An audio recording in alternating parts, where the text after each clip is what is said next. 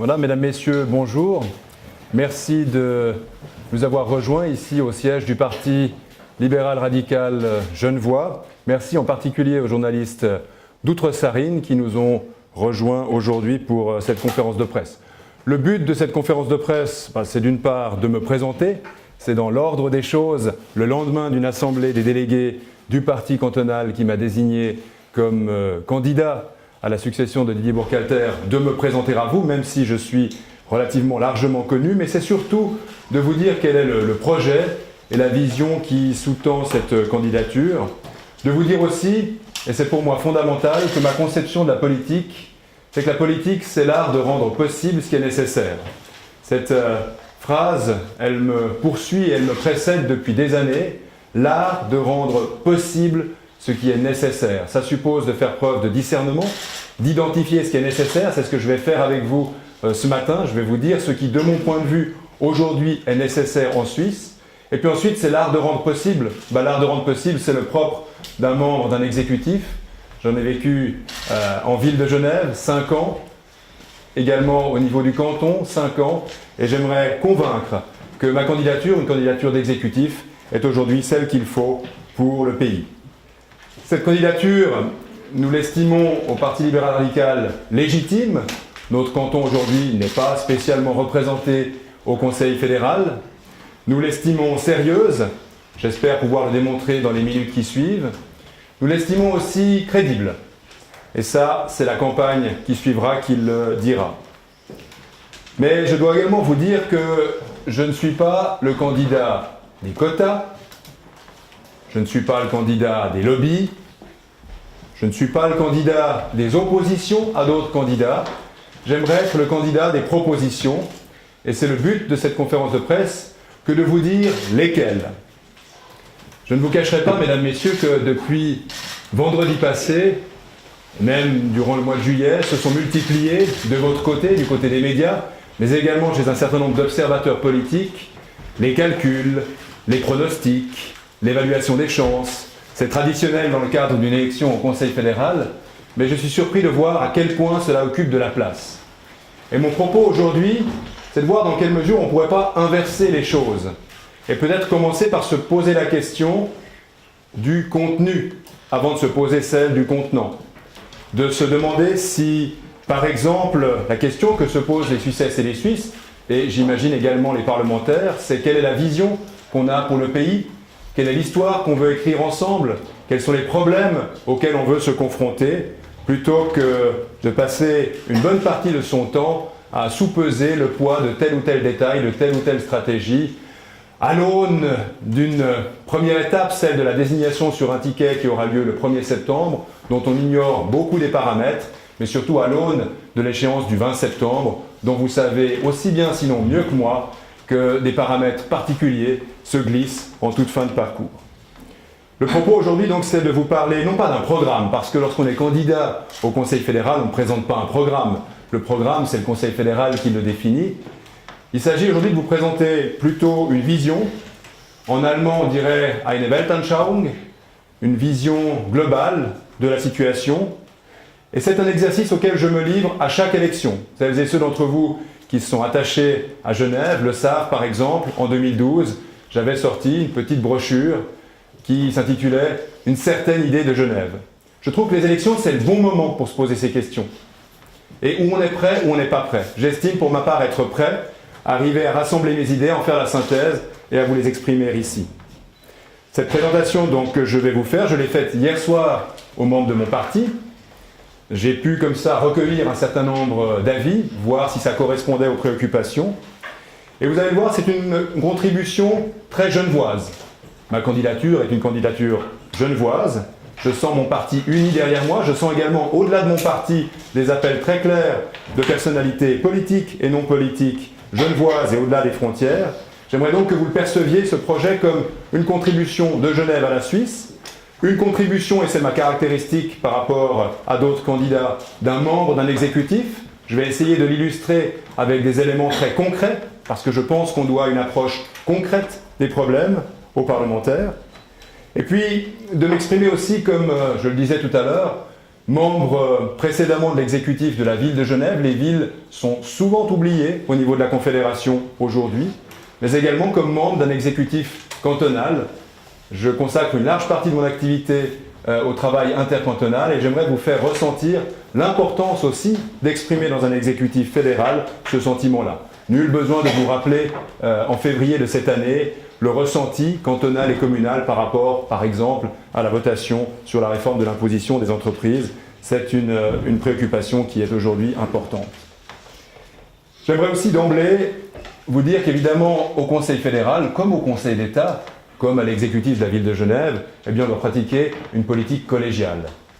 Et pour moi, la collégialité, ça ne signifie pas renoncer par anticipation au débat. Au contraire, la collégialité, ça suppose de réfléchir, d'échanger, de débattre, de disputer même, au sens le plus noble du terme. Et puis une fois qu'on s'est mis d'accord, ou pas, mais qu'on a tranché, eh bien on se tient à une ligne. Que l'on se comprenne bien, donc les propositions que je fais, c'est des propositions à examiner, à débattre. C'est évidemment pas quelque chose que je souhaite imposer, mais c'est quelque chose qui souligne les points aujourd'hui à discuter. Des points qui, comme vous le savez par ailleurs, je m'empresse de le préciser, au niveau de la politique fédérale, se discutent pour l'essentiel au Parlement. Car c'est véritablement le Parlement qui donne le là.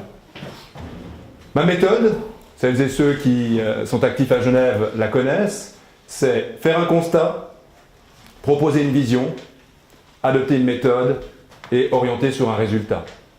C'est une approche extrêmement pragmatique que je vous propose aujourd'hui de suivre sur 3 sujets qui me semblent les sujets structurants. Pour ça que je ne vais pas vous faire un programme non plus, je pourrais évidemment parler des heures durant de tout ce qui de près ou de loin fait la politique fédérale, mais il me semble aujourd'hui que le rôle d'un potentiel conseiller fédéral, c'est d'identifier les dossiers structurants, les dossiers qui fâchent peut-être, les dossiers sur lesquels il faut amener des réponses. Je le dis d'emblée, je ne suis pas non plus un candidat Betty Bossi qui a une recette pour tout. Je me garderai bien de l'affirmer.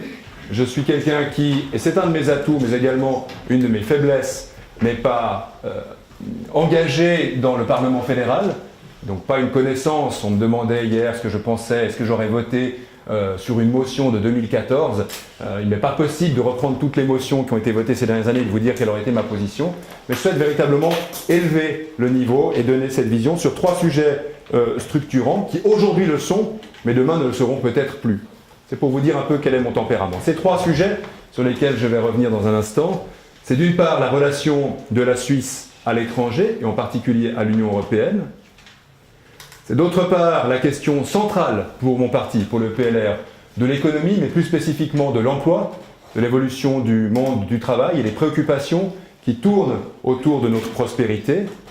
Et puis c'est également, ça ne vous surprendra pas, non pas que ce soit un dada, mais c'est véritablement une préoccupation partagée par la population, la question de la sécurité au sens large, mais également la sécurité physique des personnes et des biens. Quel est le constat de départ, mesdames, messieurs? Le constat de départ, c'est que aujourd'hui, hasard des circonstances, 9 août 2017, nous sommes exactement 10 ans jour pour jour après le début de la crise des subprimes. Il y a 10 ans exactement, BNP annonçait les difficultés dans lesquelles elle se trouvait et augurait d'une crise sans précédent qui a connu son paroxysme en 2008 et en 2009. Ce marqueur constitue précisément un jalon puisque les 20 ans qui précédaient ont été des années de croissance, des années de forte prospérité. Et je considère que depuis 2007, on vit une période d'incertitude. Une période où notre économie mondiale a été fortement déstabilisée, où l'on a perçu, peut-être un peu moins en Suisse, mais en tout cas de façon générale, une difficulté dans la redistribution des richesses. Et si la Suisse effectivement a subi moins fortement ces soubresauts économiques, elle n'a pas été épargnée. Ce qui est fort, et même relativement violent, si on ouvre un peu les yeux sur la situation planétaire, c'est les conditions dans lesquelles l'économie, en accélérant le rythme, en provoquant également des virages à 180 degrés, a bouleversé les équilibres mondiaux. Et ça, c'est un paramètre qui touche tous les pays. Il les touche de façon assez violente, je le disais tout à l'heure, il suffit pour cela de se référer aux 12 derniers mois, de voir des décisions prises, je pense ici au Royaume-Uni, des gouvernements renversés, démocratiquement bien sûr, mais remplacés par d'autres gouvernements qui pratiquent d'autres politiques, un retour, y compris en Europe, de certains régimes autoritaires, le développement dans notre continent de réseaux terroristes islamistes, et puis la contestation croissante, voire systématique, du droit international. Tout ça, ça fragilise nos démocraties, ça fracture nos sociétés, et ça touche aussi notre pays. Qu'est-ce que je veux dire à travers ce constat? Que l'on ressent également, et je me permets de vous donner cet exemple parce qu'il a frappé ces dernières années en Suisse, c'est la question de la fin du secret bancaire, de l'échange automatique d'informations, des pressions que l'on a assez mal ressenties ici parce que c'est acculé et dos au mur que l'on a dû parfois, quand on pouvait négocier, parfois acculer, encore une fois, accepter sans condition un certain nombre de modifications dans notre ordre juridique. Le sentiment, c'est que on n'est pas à l'abri. On n'est pas à l'abri, on est tributaire de ce qui se passe à l'étranger et on a, ma foi, une prise relativement faible dans ce que j'appellerais un rapport de force déséquilibré. Et puis pour clore les constats, il faut ajouter un élément dont vous vous rendez bien compte, vous, mesdames, messieurs, les représentants des médias, c'est que les révolutions technologiques que nous connaissons aujourd'hui, elles ont accéléré ce mouvement, elles ont rendu plus compliqué pour les politiciens et politiciennes que nous sommes la faculté d'expliquer le monde, elles ont bouleversé par leur rapidité, leur intensité inouïe, et je le vois, je parle ici de mon quotidien comme conseiller d'État en charge de l'économie, elles amènent des grandes sociétés traditionnelles suisses à devoir revoir complètement leur modèle d'affaires. Elles amènent des nouveaux acteurs économiques à envisager les choses complètement différemment. Elles amènent des populations à contester cette nouvelle approche économique. Elles amènent des votes protestataires, ce qui nous remet aussi dans des cercles vicieux que j'évoquais tout à l'heure. Les questions que se posent les Suisses et les Suisses aujourd'hui, c'est quels seront les nouveaux jobs qui seront offerts à nos enfants, pas dans 50 ans, mais dans 10 ou 12 ans? Comment est-ce qu'on peut se sortir de casse-tête juridique avec un certain nombre de sociétés qui, aujourd'hui, je pense ici par exemple au domaine du transport professionnel de personnes, les taxis pour le dire simplement, qui bouleversent sous l'angle fiscal, sous l'angle juridique également, les modèles traditionnels, qui font exploser nos frontières. Toutes ces incertitudes, encore une fois, montrent que la Suisse n'est pas à l'abri, et ça m'amène à conclure sur ce constat, la nécessité d'appréhender correctement la situation et de le faire rapidement. La vision que j'ai pour la Suisse, c'est la vision, certes aujourd'hui quand même d'une oasis, notamment lorsqu'on se compare, où la prospérité reste forte, où l'innovation est au rendez-vous, où le bien-être des citoyennes et citoyens se vérifie chaque jour, mais où aussi la perception très nette de la population, c'est que rien n'est assuré, rien n'est acquis. Rien n'est moins sûr que ces phénomènes et ces incertitudes qui peuvent bouleverser les choses. Et donc je pense qu'aujourd'hui, un gouvernement, au niveau cantonal, mais surtout au niveau fédéral, il doit faire preuve de discernement, de capacité de synthèse, de compréhension du monde qui évolue. Il doit répondre aux besoins de protection de la population. La population a besoin d'être protégée. Protection, ce n'est pas un gros mot. On doit pouvoir en parler. Le protectionnisme est à l'ordre du jour. Qu'est-ce que ça signifie pour notre pays? Il faut oser l'aborder frontalement. Et puis la population, elle souhaite que l'on revoie un peu les équilibres. Les paramètres changent. Il faut donc parler des différents équilibres. Relations internationales, travail et emploi, sécurité. Je rentre maintenant un peu plus dans le détail de ces trois sujets. Après avoir parlé du constat et de la vision, j'aimerais vous parler de ces problèmes précis, de la méthode et puis des solutions que je propose pour illustrer le tempérament qui est le mien et vous dire en même temps qu'on a tout pour bien faire. Encore faut-il le faire. Vous l'avez compris, mon slogan de campagne, c'est pour une Suisse des solutions. Aujourd'hui, face aux crises qui s'additionnent, on a deux attitudes assez classiques qui s'expriment dans le champ politique. Il y a l'attitude immobiliste, qui peut s'expliquer. On a peur, on reste un peu figé, puis on se dit, tant que ça tient, tant mieux, advienne que pourra. Ou on se dit, non, le passé était tellement bien qu'il faut à tout prix le prolonger autant que faire se peut. C'est aussi une posture politique, c'est pas la mienne. A l'inverse, on a des théories aventureuses, j'appellerais ça l'aventurisme, qui consiste à suivre à tout prix, à faire du changement un but en soi, et ça non plus, ça n'est pas viable, on se rend bien compte, les Suisses ne suivraient pas. Et au milieu, on n'a pas grand-chose. Pour moi, ces deux pôles, c'est la Suisse des problèmes. On cherche les problèmes et on les fait fructifier. La Suisse des solutions, c'est celle qui fait la synthèse, c'est celle qui, respectueuse de l'ADN helvétique, dépasse les obstacles, qui avance pas à pas, qui ne faiblit pas et qui a pour méthode, ce que j'ai essayé d'appliquer à Genève en tout cas, celle de l'exigence des résultats.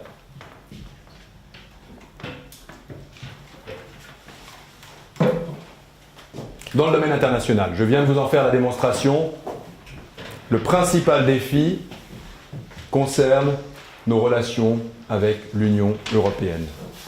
On le voit ici à Genève, l'imbrication de notre économie dans un marché de 500 millions de personnes est décisive pour notre prospérité. Et c'est le sujet qui fâche. Pourquoi est-ce qu'il fâche?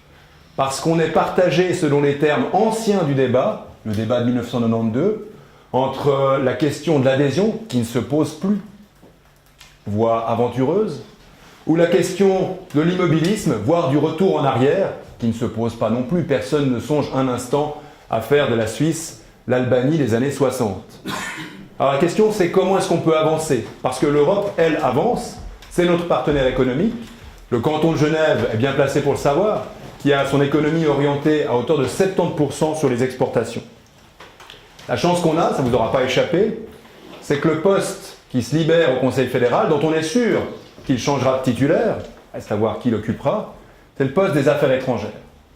Eh bien, je pense qu'il faut orienter aujourd'hui nos affaires étrangères au service de l'économie. Le prisme doit être celui-là. Parce que, précisément, la relation avec l'Union européenne est une relation d'abord de nature commerciale. L'économie, c'est celle qui assure la richesse du pays et le bien-être de ses habitants, et on l'a vu avec les accords bilatéraux. Quand bien même ils ont été un peu décriés ces dernières années, c'est les accords bilatéraux qui ont un impact majeur et transversal sur l'ensemble des biens et services que nous produisons. Il faut rappeler ici que les pays de l'Union européenne constituent l'essentiel de nos clients, nos fournisseurs, ainsi qu'un partenaire de premier plan, non seulement en matière économique, mais aussi en matière de recherche, de sciences, de culture ou de formation. Donc la question européenne, et c'est central, elle doit être empoignée hors de toute considération idéologique et faire l'objet d'un travail de fond basé sur une approche pragmatique. En particulier, on doit une fois pour toutes comprendre que ce n'est pas parce qu'on s'entend bien avec nos voisins, France, Allemagne, Italie, que ça fait encore la politique de l'Union européenne. Et on l'a vu ces dernières années, l'Union fonctionne d'abord dans l'intérêt commun de tous ses membres, y compris les pays qui se situent largement au-delà de la couronne helvétique. Dans le même ordre d'idée, il faut ici être très clair par rapport au Brexit.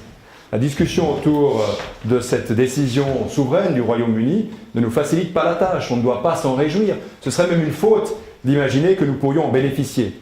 D'une part parce que vous l'avez vu, le démarrage des négociations est compliqué et on peut partir de l'idée que Bruxelles n'incitera pas Londres à faire des concessions à la Suisse parce que ça pourrait être ensuite revendiqué par le Royaume-Uni, mais également parce que le Royaume-Uni c'est un partenaire très important pour la Suisse et on n'a rien à gagner d'une situation économique qui se détériorerait là-bas. Moralité, nous avons intérêt à nous montrer proactifs et là aussi à entamer des discussions plutôt que de rester dans la roue du Royaume-Uni. Alors la proposition concrète que j'aimerais faire aujourd'hui, parce que ce qui fâche dans le sujet qui fâche, c'est cette question de l'accord institutionnel. L'accord institutionnel, il pose pour moi une ligne rouge. Et je l'affirme sans détour, cette ligne rouge, c'est cette question des juges étrangers. Le fait que l'on capitule par anticipation, que l'on abandonne par anticipation notre souveraineté à des instances étrangères. À savoir la Cour de justice européenne, et cela, je le précise, pour un petit nombre de cas. On parle ici des litiges qu'on pourrait avoir. Il faut bien être conscient qu'au jour le jour, les choses se passent bien. Mais enfin, il faut envisager les cas où ça se passe mal, et cette pierre d'achoppement dite des juges étrangers, qui se focalise sur l'accord institutionnel, eh bien en fait, on a une solution à laquelle on n'a peut-être pas encore pensé, qui est une solution assez genevoise, au risque de vous surprendre. Sur le fond, il est indispensable de se mettre d'accord avant les litiges sur la façon que l'on aura de les régler. Et il ne faut pas perdre de vue non plus que l'accord institutionnel, en fait, c'est un accord économique d'accès au marché européen. De ce point de vue-là, le terme institutionnel est un peu un excès de langage. Donc, dans l'approche entre partenaires commerciaux, Union européenne et Suisse, on a développé des techniques pour régler les litiges. On les traite, c'est prévu dans le traité, au comité mixte d'abord, mais enfin si le litige perdure, on le soumet à l'interprétation de la Cour européenne. Et puis si l'interprétation ne nous convient pas, et c'est là qu'il y a une proposition peut-être un peu audacieuse, mais je la lance aujourd'hui qui pourrait être faite, pourquoi ne pas, conformément à la tradition née ici à Genève, proposer un arbitrage? L'arbitrage, c'est par définition le règlement de litige, en principe sous seing privé, de partenaires commerciaux qui n'arrivent pas à s'entendre. C'est à Genève, mesdames, messieurs, avec ce fameux arbitrage de l'Alabama, qui a donné son nom à une salle importante de l'hôtel de ville, qu'on a réussi pour la première fois à régler un litige entre la Grande-Bretagne et les États-Unis à la suite de la guerre de sécession. Pourquoi ne pourrait-on pas développer une solution pragmatique, intelligente avec l'Union européenne, consistant à dire on se met d'accord sur une logique d'arbitrage, chaque pays désigne un arbitre, les deux pays, ou les deux entités, en l'occurrence l'Union européenne et la Suisse, désignent un arbitre commun, et c'est ces trois arbitres qui règlent les litiges. C'est un principe consacré dans le droit privé, c'est un principe admis par la Suisse, et c'est un principe pragmatique. Ce que je veux vous dire à travers cet exemple, c'est que nous avons des moyens de nous montrer proactifs, de faire des propositions, et surtout de ne pas faire du surplace. Et je prétends que cette solution pourrait tout à fait convenir à ceux dont je respecte la position, qui considèrent qu'il faut être extrêmement vigilant avec notre souveraineté. Après avoir parlé des relations internationales, parlons un peu de l'économie. Une Suisse des solutions, c'est une Suisse souple. Et là aussi, j'ai vécu, celles et ceux d'entre vous qui sont journalistes à Genève le savent, parce que c'est un serpent de mer, un serpent de lac. À de multiples occasions, j'ai vécu, dans ma qualité de conseiller d'État, l'occasion de vérifier que tout s'accélérait, que la politique avait parfois un temps de retard, notamment lorsqu'il s'agissait d'adapter les lois. Quand je parle d'une Suisse souple, je fais le constat qu'on vit dans un monde où tout s'accélère. Permettez-moi de vous livrer un chiffre. Il a fallu 75 ans pour que 50 millions de personnes aient accès au téléphone. Il a fallu 35 jours pour que le même nombre de personnes, 50 millions, chargent l'application Angry Birds. C'est frappant de voir à quel point les choses s'accélèrent, de voir à quel point aujourd'hui les pays, les entreprises, les individus qui gagnent sont ceux qui ont anticipé les changements en cours. Et ça, je le vois, j'en parlais tout à l'heure, dans le domaine des transports de personnes, dans le domaine de l'hébergement. On peut parler ici, sans citer de marque, du phénomène des taxis, du phénomène de la mise à disposition d'appartements individuels, mais pas seulement. De tous ces changements profonds dans notre société qui, finalement, à travers cette nouvelle donne, requièrent une certaine souplesse dans le cadre législatif. Et tout l'enjeu ici, c'est un enjeu très PLR de ce point de vue-là, c'est de doser, de garder de la souplesse, mais de faire en sorte que les entrepreneurs, et ils le demandent, ces entrepreneurs, puissent développer leur activité dans un contexte de concurrence loyale.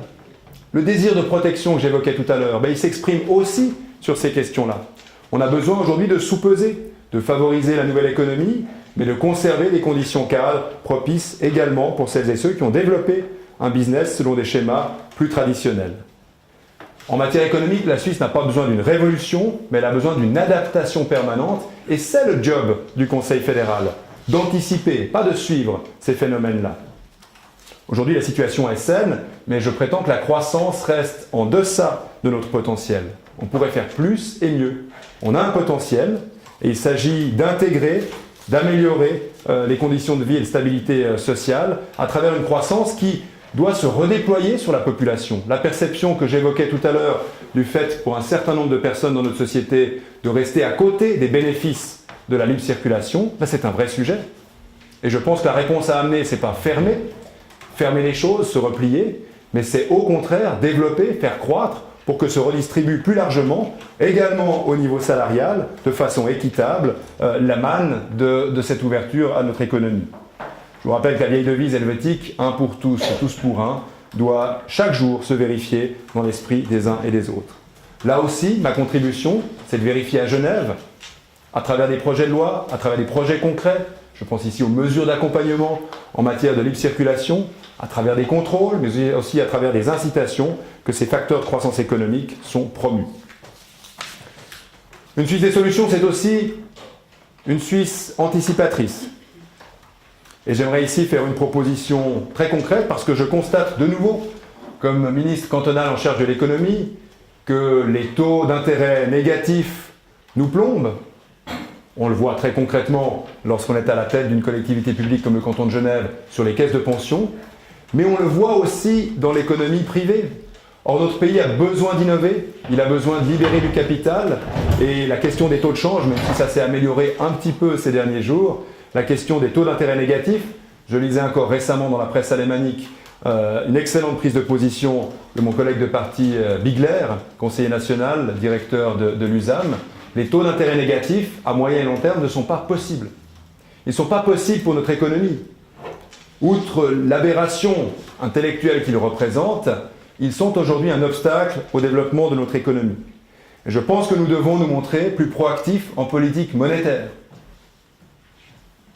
Concrètement, la Banque nationale suisse possède des actifs qui avoisinent aujourd'hui 100% du produit intérieur brut de la Suisse. En chiffre absolu, c'est environ 700 milliards. Pourquoi on possède tous ces actifs? Eh bien parce que ces dernières années, et on en remercie la Banque nationale, on a acheté des devises étrangères, de l'euro essentiellement, du dollar américain, pour stabiliser, au bénéfice de l'économie, notre taux de change. 700 milliards de francs suisses d'actifs, amassés depuis 2009. Eh bien, je propose qu'une petite partie, une toute petite partie, en réalité 0,7%, c'est-à-dire environ 5 milliards de ce disponible en termes d'actifs, soit réinjectée dans l'économie, en particulier auprès des entreprises innovantes, les centres de recherche, les centres de développement, pour que l'on puisse anticiper, se donner de l'air, se donner les moyens d'épouser le virage qui va nous permettre de réaliser la transition numérique. Tout ça dans le respect de l'indépendance de la Banque nationale suisse, ça suppose une modification législative, mais c'est la Banque nationale suisse qui choisirait évidemment, avec un objectif de rendement, les entreprises soutenues, comme le font la plupart, sinon toutes les banques nationales des pays qui nous entourent. Alors c'est un peu iconoclaste, mais c'est absolument nécessaire si l'on veut opérer ce virage de notre économie. Puis dernier élément sur l'économie, vous redire ici, parce qu'à Genève c'est vital, l'importance de RIE3, rebaptisé Projet Fiscal 17. Je veux me battre à Berne, dans la logique qui a été la nôtre ici dans le canton de Genève, avec mon collègue Serge Dalbousco, pour faire en sorte que Genève, pour le moment seul canton roman contributeur à la péréquation fiscale intercantonale, puisse être rejoint par d'autres cantons. Là aussi, accroissons nos richesses, ne nous replions pas, faisons en sorte que les entreprises se voient invitées à investir, à libérer du capital pour précisément permettre le développement du retour de cette manne fiscale. Dernier aspect, après avoir parlé de la relation à l'international et en particulier à l'Union européenne, après avoir évoqué une vision économique, de promotion de l'emploi, des nouveaux emplois, et de conservation également des emplois plus traditionnels, il me faut vous parler d'une Suisse sûre. Vous le savez, je suis officier de l'armée suisse. Je suis également à Genève le responsable de la sécurité de mon canton, et je connais bien les questions de défense. Je pense qu'il ne faut pas les sous-estimer, et je regrette qu'au niveau fédéral, le débat sur l'armée, le débat sur la défense soit relativement souvent relégué à des fins de session ou à certaines commissions, plutôt que d'apparaître comme un débat profond et sain qu'il faut mettre sur la place publique. L'ère du tout numérique que j'évoquais tout à l'heure, dans laquelle nous entrons, commande par exemple que nos systèmes de défense soient mis à niveau. Et on a appris des bonnes nouvelles du côté de Berne cette semaine, je m'en félicite, qu'ils soient mis à niveau non seulement à travers l'action publique, mais aussi dans la prévention, dans l'information aux populations, dans la sensibilisation des jeunes et accessoirement, mais ça n'est pas moins important, de leurs parents. De faire en sorte que, par exemple, une situation comme celle qu'on a connue à la fin du printemps avec le virus WannaCry ne puisse pas toucher notre système nerveux central. On a certains pays dans l'Union européenne dont vous savez que parce que les mises à jour n'étaient pas au rendez-vous, ont été touchés, y compris par exemple dans leur structure hospitalière, par ces phénomènes-là. Notre enjeu aujourd'hui, et je veux le porter, je pense être crédible là-dessus, c'est d'arriver au niveau national, parce que ça ne peut pas être un effort uniquement cantonal, à monter notre niveau de sécurité et à faire de la Suisse, de ce point de vue-là, un modèle pour le monde, un modèle non seulement dans la capacité de se protéger, mais aussi dans les réflexions éthiques et je retombe sur mes pattes par rapport à Genève, nous avons une contribution à apporter dans les discussions de la gouvernance globale d'Internet qui doit démarrer sans délai. Ici à Genève, là où nous avons toutes ces compétences, ces organisations internationales, mais aussi ces institutions privées.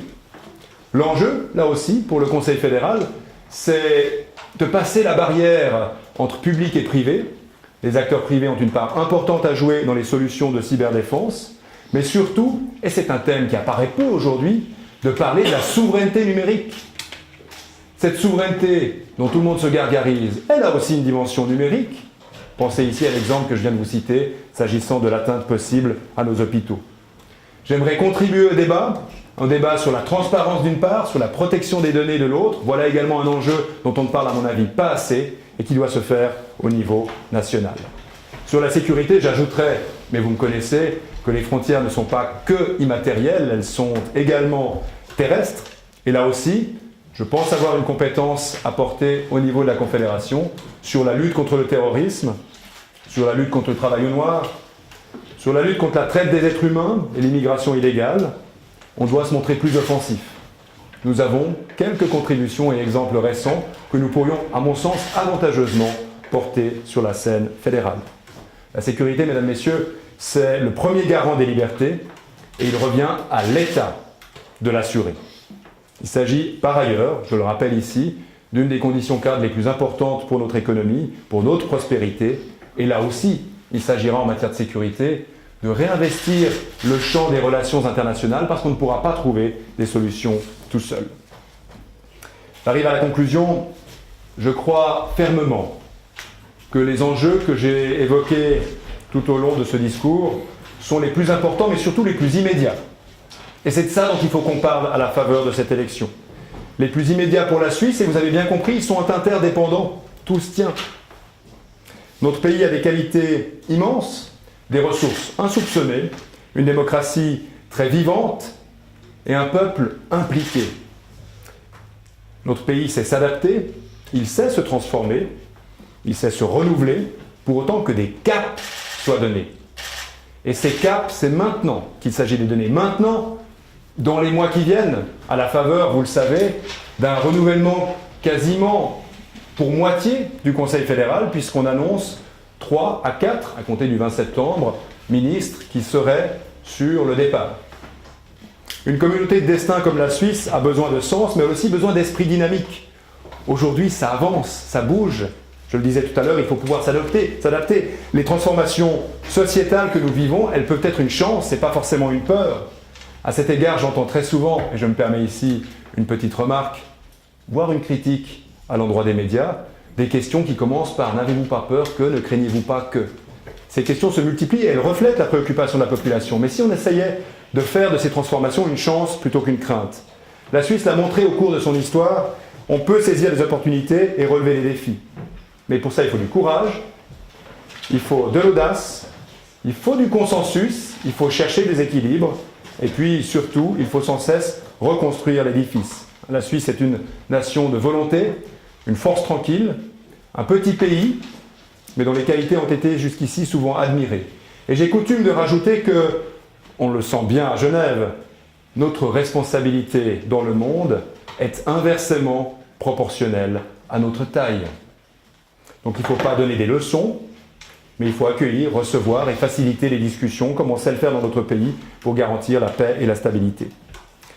L'élection d'un conseiller fédéral est l'occasion de s'interroger sur les politiques qui nous permettront d'avancer ensemble, en gardant nos idéaux. Les idées que j'ai pris la liberté de vous exposer ici ont pour ambition de nourrir ce débat démocratique. C'est le sens profond de ma candidature à la succession de Didier Burkhalter. Servir avec passion notre pays, assumer des visions claires, agir avec efficacité pour le bien commun, telles sont les forces qui me stimulent et me portent dans cette campagne pour l'élection au Conseil fédéral. Je vous remercie de votre attention et je me réjouis de répondre à vos questions.